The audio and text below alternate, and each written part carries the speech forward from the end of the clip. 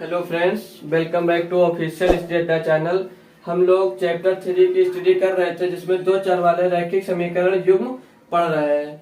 Chapter का name यही है और हमारा एक्सरसाइज आज 3.4 है। इसके पहले हम एक्सरसाइज 3.1, 3.2, 3.3 इस चैप्टर के कवर कर चुके हैं, ठीक है। और इसमें के जितने एक्सरसाइज थे उनके सारे क्वेश्चन हम सीरियल वाइज किए हैं। आप लोग वो क्वेश्चन अगर देखना चाहते हैं तो उसकी लिंक आपको हम डिस्क्रिप्शन में दे देंगे, या तो आप प्लेलिस्ट बनी है हमारे चैनल में जाकर आप लोग उसे देख सकते हैं, ठीक है।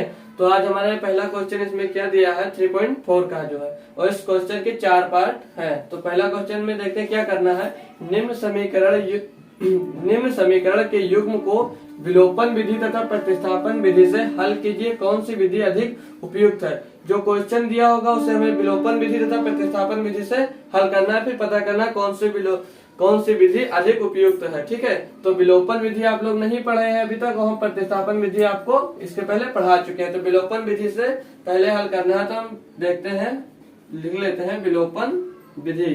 और विलोपन विधि कैसे हल करते हैं आप लोगों को हम समझाते हैं। तो इसमें पहले हम समीकरण मान लेते हैं। तो x प्लस वाई बराबर 5 जो दिया था समीकरण 1 मान लिए, और 2x माइनस 3y बराबर 4 दिया है, समीकरण हम 2 मानते हैं। अब यहाँ से क्या करना है, जो प्रतिस्थापन करते थे तो आप लोग x का मान निकाल कर दूसरे समीकरण में रख देते थे, और यहाँ पे हमें चेक करना है, यानी विलोपन विधि में एक स्टेप यानी कि x या y को इक्वल करके काट देना है, ताकि हमें वहां से एक y या x का मान निकल आए। तो आप लोग देखिए यहाँ पे x प्लस वाई दिया है और यहाँ पे 2x माइनस 3y दिया है। तो अगर हम 2 से गुणा ऊपर वाले समीकरण में कर देते हैं तो ये बराबर हो जाएगा, और जोड़ेंगे तो ये कट जाएगा, यहाँ से हमें सिर्फ y का मान निकल आएगा, ठीक है दोस्तों। तो या तो समीकरण 1 में हम लोग 3 से गुणा कर देंगे, तो यहाँ पे प्लस और माइनस है, तो ये प्लस माइनस होगा, जोड़ेंगे तो ये कट जाएगा, ठीक है। तो समीकरण 1 में लिख लेंगे हम लोग, क्या लिखेंगे, समीकरण 1 में 3 से गुणा करने पर, अब समीकरण 1 में जब 3 से गुणा करेंगे तो यहाँ पे क्या हो जाएगा, 3x प्लस का 3y बराबर का 15 हो जाएगा। चेक करिए, ठीक। अब 15 हो गया। अब हम इसको समीकरण 3 मान लेते हैं, ये समीकरण 3 हो गया, ठीक है। अब हम ये समीकरण 3 और समीकरण 2 को आपस में जोड़ देंगे। अब समीकरण 3 यानी 2 व 3 को जोड़ने पर, अब जोड़ेंगे तो क्या प्राप्त होगा, ये देखो 3x प्लस 3y बराबर 15, और दूसरा समीकरण क्या दिया है 2x माइनस 3y बराबर 4। चेक करिए। अब हमें इसमें क्या करना है, जोड़ना है। तो ये तो जुड़ेगा नहीं, ये कैंसिल हो गया, ये जुड़ेगा तो क्या होगा 5x बराबर 15 में 4 जुड़ेगा 19, यानी कि 5x बराबर 19 आया। तो x बराबर क्या होगा 19/5। चेक करिए, x का मान हमें 19/5 निकलेगा। अब x का मान हम समीकरण 1 या 2 में रख देंगे, तो x का मान समीकरण 1 में प्रतिस्थापित करने पर रखने पर समीकरण 1 क्या दिया है, x लिख लेंगे, x प्लस वाई बराबर 5।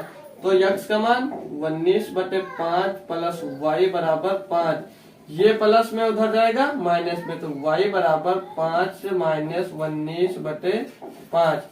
अब आप लोग सॉल्व करना चाहते थे, इससे से गुणा करके इसे घटा देंगे, ठीक। तो y बराबर हम 25 में से 19 जाएगा तो 6/5 मिल जाएगा, ठीक है। तो हमें क्या मिला, x बराबर 19/5 और y बराबर 6/5। तो क्या लिख देंगे, अतः लिखो, यहाँ अतः लिख लीजिए, अतः करके, अतः x बराबर 19/5 व y बराबर 6/5, ठीक है। 6/5 दोनों समीकरण के हल है, 6/5 दोनों समीकरण के हल है।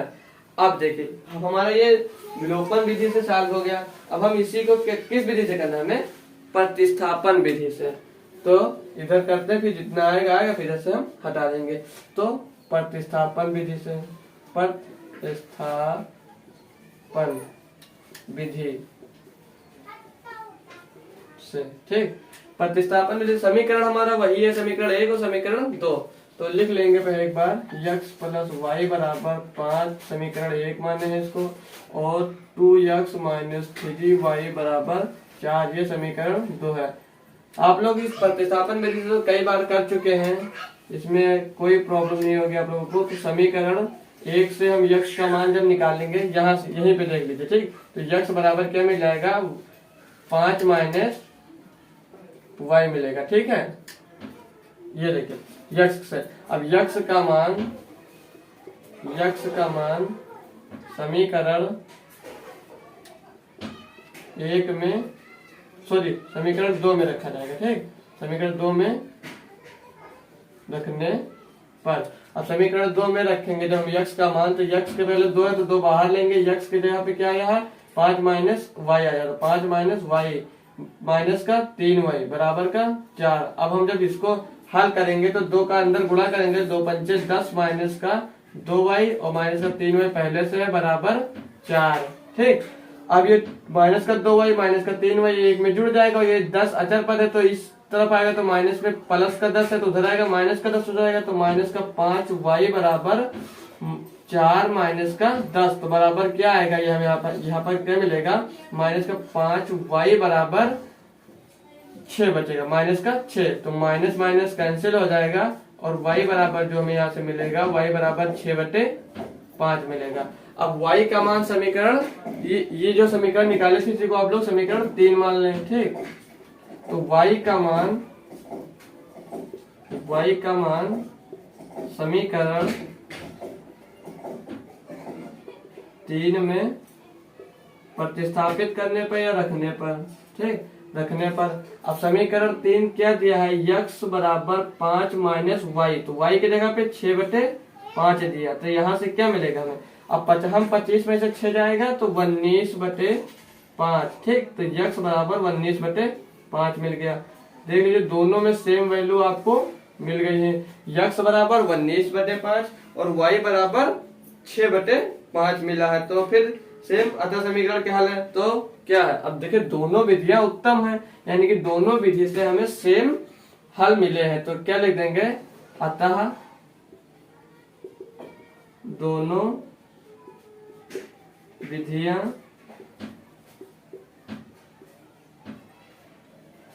उपयुक्त है या उत्तम है, ठीक, उपयुक्त है। अब ये पहला क्वेश्चन हमारा कंप्लीट हो गया। अब इसका सेकेंड पार्ट आप लोग देखिए और इसे नोट कर लीजिए, ठीक है दोस्तों। तो लीजिए दोस्तों इस क्वेश्चन का दूसरा पार्ट, ठीक है। तो इसमें क्या दिया है? 3x प्लस 4y बराबर 10 और 2x माइनस 2y बराबर 2, ठीक। तो इसमें क्या करना है? तो पहले लिख लेंगे दिया गया समीकरण, जो दिया गया समीकरण है, दिया गया समीकरण, ठीक। क्या दिया गया समीकरण में? 3x प्लस 4y बराबर 10, क्या मानेंगे इसका समीकरण 1। दूसरा समीकरण क्या दिया है? 2x माइनस 2y बराबर 2, ये क्या समीकरण हमारा 2 है। अब हमें पहले किस विधि से करना है? आइए यहाँ पे देखते हैं, विलोपन विधि। तो विलोपन विधि लिख लेंगे, विलोपन विधि से, विलोपन विधि से। विलोपन विधि में आपको बता चुके हैं, दोनों समीकरण देख लीजिए, फिर किसी समीकरण एक समीकरण में गुणा करके आप लोग एक को बराबर करके किसी x या y का मान निकालते हैं। तो यहाँ पे देखिए अगर इस वाले में हम समीकरण 2 में 2 से गुणा कर देते हैं, प्लस का 4y यहाँ से माइनस का 4y मिल जाएगा। तो यहाँ पे लिखेंगे हम लोग समीकरण 2 में 2 से गुणा करने पर क्या करेंगे? अब समीकरण 2 में हम लोग जब 2 से गुणा करेंगे तो हमें क्या प्राप्त होगा? इस वाले समीकरण से 2 है पहले से, तो 2 दूना 4x माइनस का 2 दूना 4y बराबर 4। समीकरण को क्या मानेंगे? इसको समीकरण 3 मानेंगे। अब क्या करेंगे हम? समीकरण 2 व समीकरण 3 को जोड़ने पर। अब समीकरण 3 और समीकरण 2 को जब जोड़ेंगे तो क्या मिलेगा, यहाँ से देख लीजिए 3x प्लस का 4y बराबर का 10 बटे में 4y माइनस का 4y 4x माइनस का 4y बराबर का 4। जोड़ना है इसे, ये कैंसिल हो जाएगा, क्या मिलेगा 4 3 7x बराबर का 10 4 14। तो x का मान जो यहाँ से हमें मिलेगा 2 मिल जाएगा, यानी कि x बराबर 14 बटे 7, तो x बराबर 2 मिलेगा। ठीक, यानी कि 7 1 9 7 7 दूनी 14। तो x का मान हमें यहाँ से 2 मिल गया है। तो x का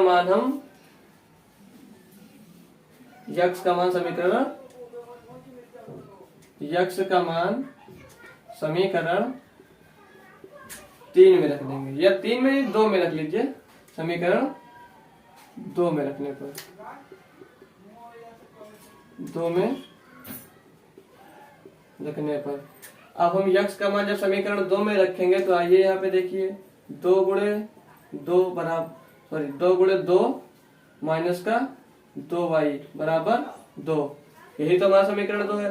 तो यहाँ से 2 2 में गुणा हुआ तो 4 माइनस का 2y बराबर का 2, तो ये माइनस का 2y इधर ही रहेगा और ये प्लस का 4 उधर रहेगा माइनस का 4, तो क्या हो जाएगा 2 माइनस का 4, तो माइनस 2y बराबर माइनस का 2, तो माइनस माइनस से माइनस कर जाएगा तो y बराबर 2 बटे 2, तो y बराबर क्या मिलेगा हमें, सिर्फ y बराबर 1 आया, y बराबर x मिला दोस्तों, और x बराबर हमें 2 मिला है। अब अतः दिए गए रैखिक समीकरण के हल, अतः सीधे लिख लीजिए समीकरण के हल। समीकरण के हल क्या है, x बराबर 1 x बराबर 2 आया है और y बराबर 1 आया है। अब इस विधि से हमें सॉल्व हो गया। अब हम किस विधि का प्रयोग करेंगे, प्रतिस्थापन विधि से। ठीक, तो इधर देखिएगा प्रतिस्थापन विधि से, प्रतिस्थापन विधि से हल करने पर समीकरण पहले दिया है जो लिख लेंगे 3x प्लस 4y बराबर का 10, 2 है 2x माइनस का 2y बराबर का 2, समीकरण 2।